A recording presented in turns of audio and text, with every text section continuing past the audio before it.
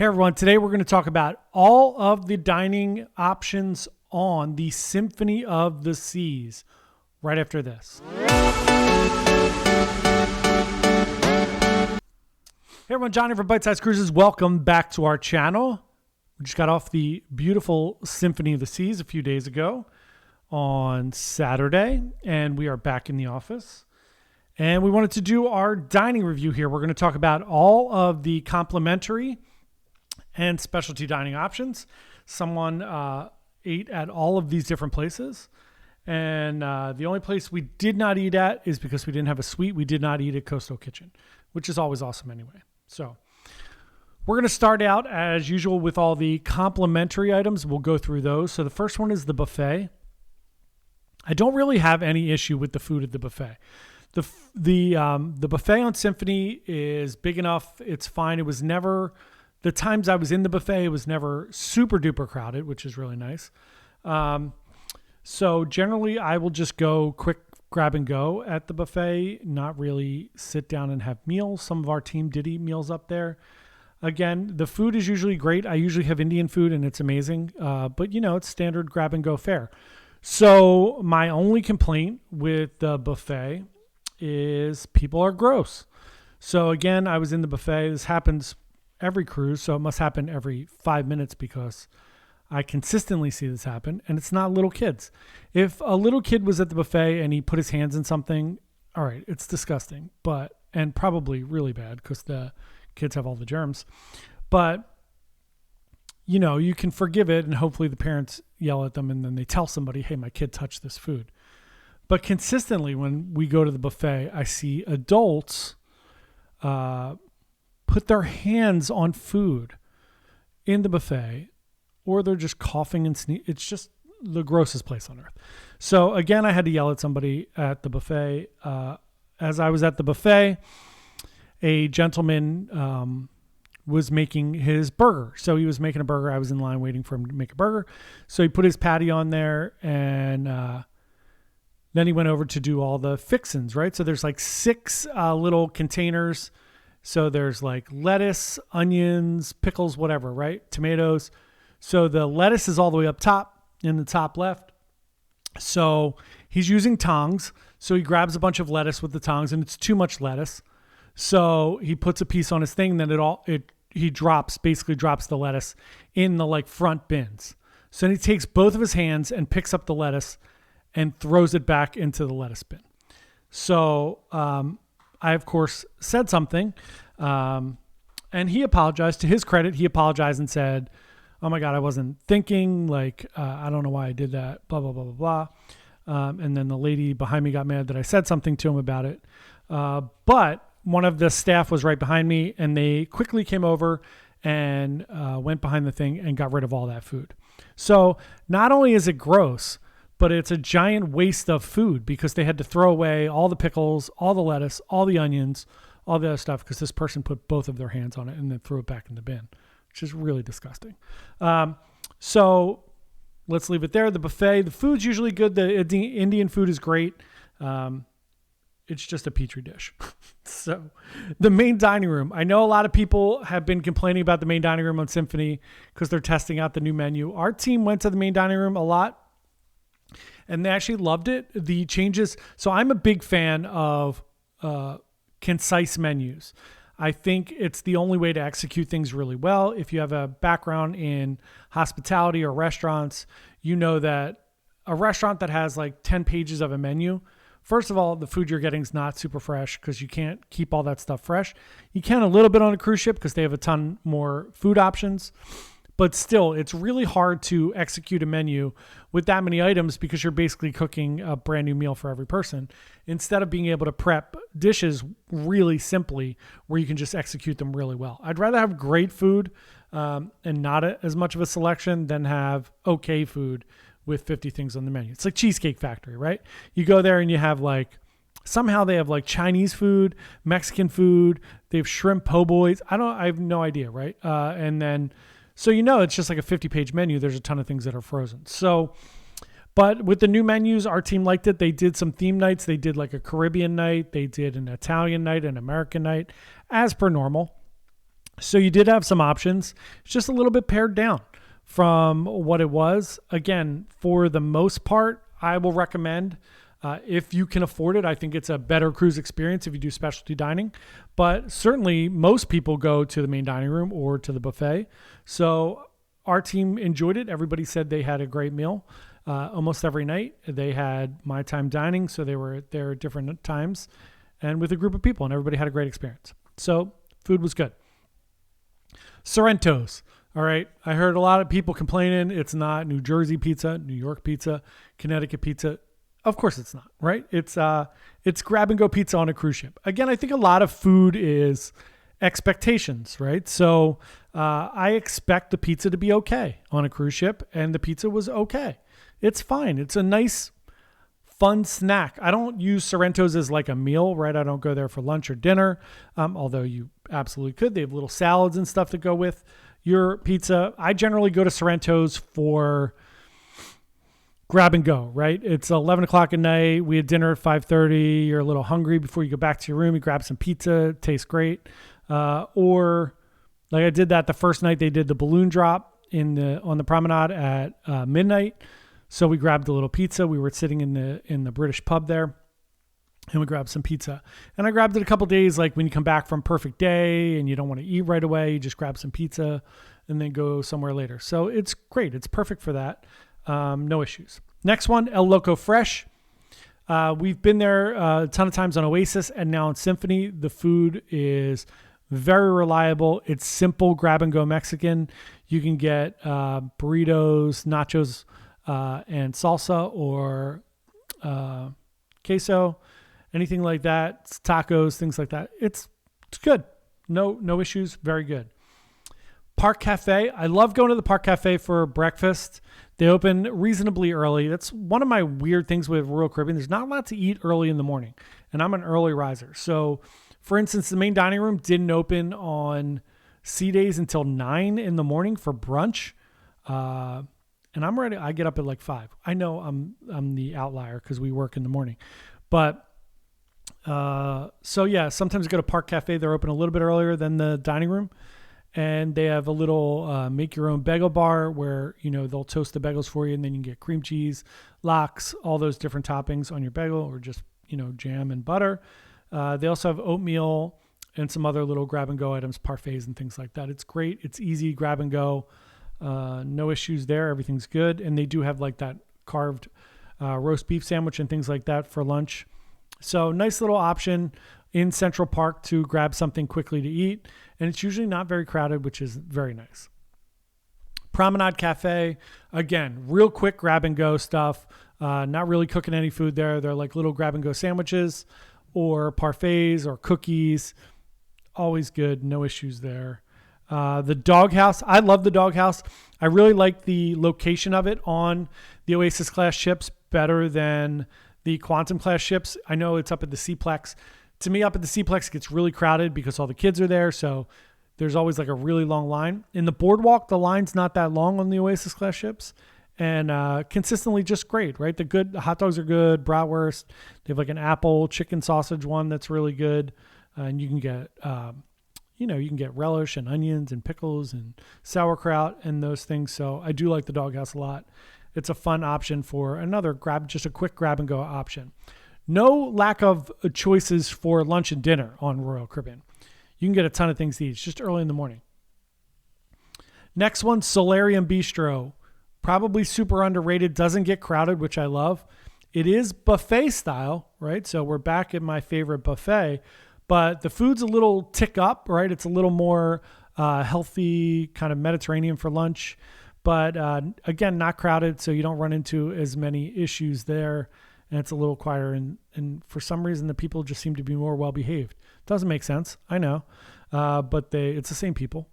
But for some reason, it's a little bit better. I do like it up there. It's a quiet place. Again, I'm not a huge fan of buffets, so I don't go there a ton, but it is nice. Next one I'll talk about, the last free option is room service. So since I do get up early, I do take advantage of breakfast room service. You do have to pay for full breakfast.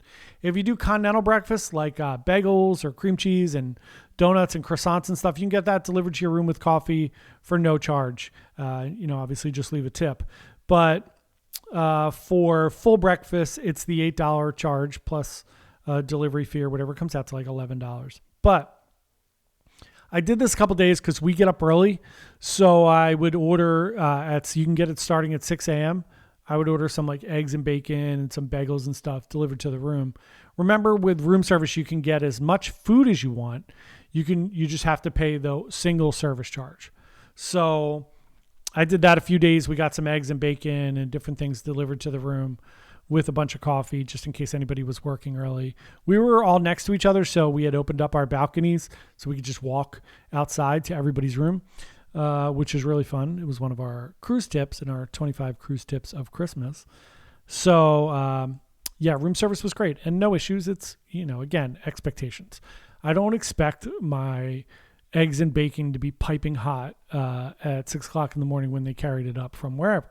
So it's good. I expect it to be, lukewarm, and I have to eat it quickly. So that's it. It's good. No issues at all.